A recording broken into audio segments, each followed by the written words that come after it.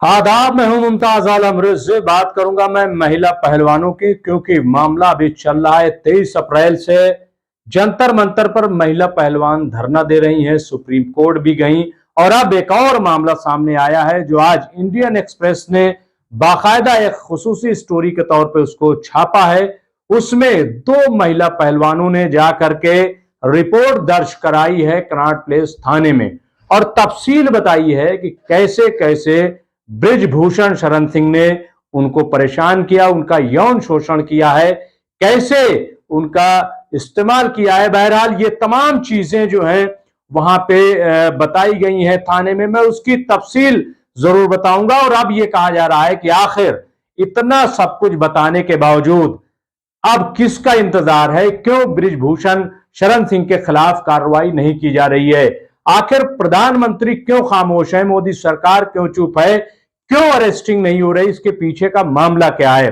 जाहिर है कि उन लड़कियों ने पूरी तफसील बताई है 2016 से लेकर के 2018 2019 में क्या क्या हुआ, कैसे उनको छेड़ा गया, कैसे उनको जांच के नाम पर उनके साथ बदसलूकी की गई, कैसे टॉर्चर किया गया। ये तमाम चीजें जो हैं वो अब थाने में रिकॉर्ड कराई है इन लड़कियों ने, दो लड़कियों ने। और इसको लेकर के अब काफी नाराजगी है। यानी इससे ज्यादा और क्या हो सकता है, क्या कुछ कहा है जनसत्ता ने भी उसको तफसील से छापा है। मैं वो आपके खिदमत में पेश करता हूं कि पूरा मामला है क्या, और उसके बाद मैं कुछ सवाल जरूर करना चाहूंगा।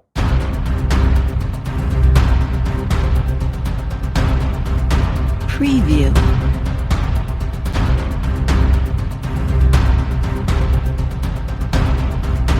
Preview. इंडियन एक्सप्रेस को मिली जानकारी के मुताबिक 7 में से 2 महिला पहलवानों, दोनों वैक्स ने रेसलिंग फेडरेशन ऑफ इंडिया के अध्यक्ष और भाजपा सांसद बृजभूषण शरण सिंह के खिलाफ शिकायत दर्ज कराई है। यह शिकायत दर्ज नई दिल्ली के कनॉट प्लेस थाने में 21 अप्रैल को दर्ज की गई है। 2 अलग अलग शिकायतों में कम से कम 8 घटनाओं का जिक्र है। इसमें टूर्नामेंट के दौरान वार्म अप और यहां तक कि नई दिल्ली स्थित WFI के कार्यालय में भी यौन उत्पीड़न और दुराचार की कई घटनाएं, जिनमें छेड़छाड़, अनुचित स्पर्श यानी छूना और शारीरिक संपर्क शामिल हैं। रिपोर्ट के मुताबिक जिन 2 महिलाओं पहलवानों ने बृजभूषण शरण सिंह पर नई शिकायत दर्ज कराई है, उसमें कहा गया है कि बृजभूषण ने दोनों महिला पहलवानों को गलत तरीके से छूने का प्रयास किया था। शिकायतकर्ता पहलवानों ने बताया है कि बृजभूषण ने उनके सांस लेने और छोड़ने के पैटर्न की जांच के बहाने पेट और उनके स्तन को छुआ था।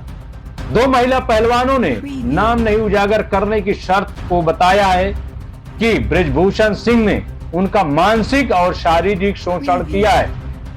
शिकायतकर्ता पहलवानों ने कहा है कि बृजभूषण सिंह ने उन पर कैरियर में बाधा डालने का दबाव डाला था, इसलिए वो अभी तक चुप थे। अपनी शिकायत में एक महिला रेसलर ने यौन उत्पीड़न की कम से कम 5 घटनाओं का जिक्र किया है। महिला रेसलर के मुताबिक यौन उत्पीड़न की यह घटना साल 2016 की है। महिला रेसलर ने बताया कि 2016 में एक टूर्नामेंट के दौरान एक रेस्टोरेंट में बृजभूषण सिंह ने उनके पेट और स्तन को छुआ था। इसके बाद टेबल पर साथ बैठने के लिए भी कहा था। अपनी शिकायत में रेसलर नंबर 1 काल्पनिक नाम ने कहा कि इस घटना के बाद वो अंदर से हिल गई थी और खाना खाने तक का मन नहीं हुआ था। इस तरह की घटना एक बार होकर नहीं रह गई, बल्कि उसके बाद 2019 में एक अन्य टूर्नामेंट के दौरान भी बृजभूषण ने उनके स्तन और पेट को छुआ था। रेसलर 1 ने यह भी कहा कि बृजभूषण ने इस तरह की हरकत एक बार अपने WFI कार्यालय में भी की थी। अपने कार्यालय में उन्होंने पहलवान की मर्जी के बिना कंधे और जांघ को छुआ था और फिर सांस लेने और छूने के पैटर्न की जांच करने के बहाने फिर से पेट और स्तन को छुआ था। रेसलर नंबर 1 ने बताया कि 2018 में एक अन्य टूर्नामेंट के दौरान भी बृजभूषण ने मुझे कसकर गले लगाया था और काफी देर तक मुझे छोड़ा नहीं था। इतना ही नहीं, इस दौरान उन्होंने मेरा स्तन भी छुआ था। रेसलर 1 की तरह रेसलर 2 की शिकायत भी इसी तरह की है।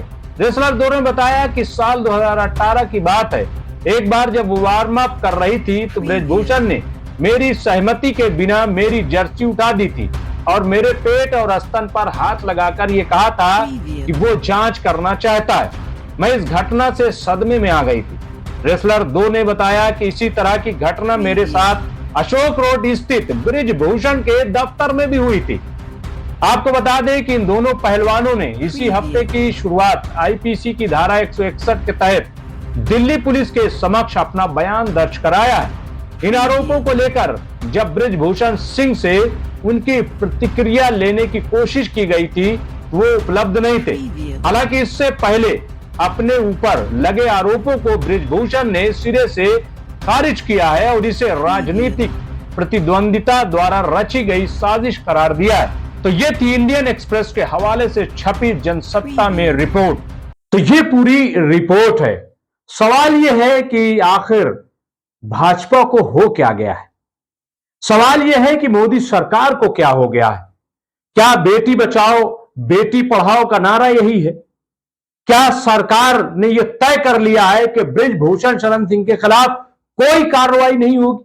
और क्या अगर अपोजिशन विपक्ष इस किस्म के मामले को उठा रहा है तो क्या इसका मतलब यह हो गया कि राजनीतिक मामला है, और राजनीतिक मामला है तो कोई कार्रवाई नहीं होगी?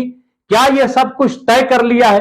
क्या भाजपा सरकार ने यह तय कर लिया है कि अगर कोई भाजपा से जुड़ा है तो वो कुछ भी करे उसके खिलाफ कोई कार्रवाई नहीं होगी? क्या इस चीज को आप डेमोक्रेसी मानेंगे, जमहूरियत मानेंगे, या फिर आप इसको अनानियत करार देंगे, इसको आप डिक्टेटरशिप करार देंगे? क्या नाम देंगे आपको? कर्नाटक में चुनाव हो रहा है, वोट मांगा जा रहा है, वोट मांगा जा रहा है बजरंगबली के नाम पे, धर्म के नाम पे। सवाल यह है कि यह क्या है? जो पहलवान है वो कौन है? पहलवान भी तो बजरंगबली का नाम लेकर ही मैदान में उतरते हैं, तो इनकी क्यों नहीं सुनी जा रही है? क्या ये बजरंगबली के चाहने वाले नहीं हैं?